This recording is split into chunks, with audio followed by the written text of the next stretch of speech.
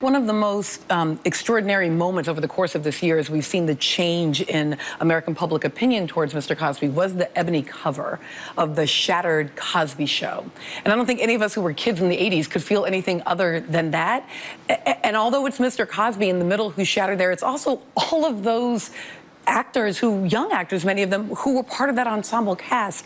How much of us is broken in this moment? I think that there's so much of us broken for Americans, and particularly African Americans, right? And so just as those cracks went across Felicia Rashad and those child actors, I think that they were felt all across Black America, right? So we looked up to this man. We wanted to believe the things that he said to us prior to his respectability politics big reveal, you know, but the things that he wanted to teach us about being a Black family and having class aspirations and supporting HBCUs. And those in many ways were valuable, important things. But this legacy is one that is incredibly complicated. And frankly, I think it's impossible to separate fully some 50+ allegations of sexual misconduct or sexual assault from who he is as a philanthropist or an actor. And we don't want to separate them, right?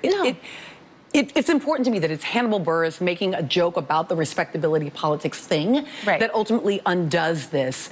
And I keep thinking to myself, we were ultimately more interested as a people, not just Black folks, as Americans, in preserving this image, this imagined notion of Bill Cosby, than in understanding actual women's experiences and allegations. And I don't mean that one is true or not. We don't know.